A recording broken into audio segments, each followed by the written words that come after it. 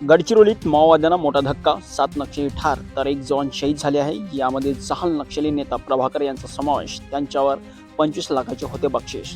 छत्तीसगडच्या सीमेवरील अबुजमाड घनदाट जंगलात मागील 3 दिवसापासून सुरू असलेल्या चकमकीत गडचिरोली पोलिसांच्या C60 पथकाने नक्षलवाद्यांना मोठा दणका दिला आहे. गडचिरोली विभागीय समितीचा प्रभारी 25 लाखाचे बक्षीस असलेला जहाल नक्षल नेता प्रभाकर यांच्यासह 7 नक्षलवाद्यांचा खात्मा करण्यात जवानांना यश आले आहे. मात्र नक्षलवाद्यांशी लढताना दीपक मडावी हे जवान शहीद झाले. भामरागड तालुक्यातील फोदेवाडा परिसरातील जंगलात नक्षलवाद्यांच्या कंपनी क्रमांक 10चे सदस्य तळ ठोकून असल्याची गोपनीय माहितीच्या आधारे 3 फरवरी रोजी पोलीस उपअधीक्षक अमर मोहिते यांच्या नेतृत्वाखाली C60च्या 14 पथकांनी शोध मोहीम हाती घेतली. 4 फरवरी रोजी नक्षलवाद्यांनी जवानांच्या दिशेने अंदाधुंद गोळीबार सुरू केला, परंतु जवानांनी चोख प्रत्युत्तर दिला.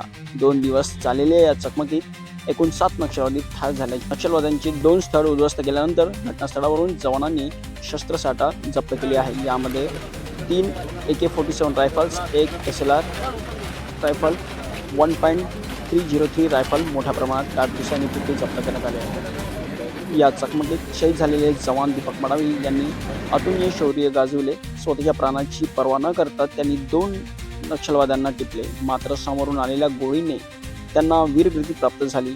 या चकमकीत दुसरे जवान जोगा मडावी हे देखील जखमी झाले असून त्यांच्या डोक्याला गोळी चाटून गेली आहे.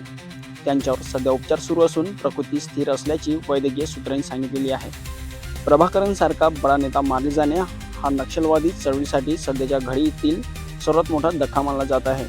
पोलीस दलाच्या माहितीनुसार आता या कंपनीत केवळ 2च नक्षलवादी शिल्लक उरले आहेत. आमच्या जवानांनी प्राणाची बाजी लावून मोहीम यशस्वी केल्याची माहिती पोलीस अधीक्षक यांनी दिली आहे. दीपक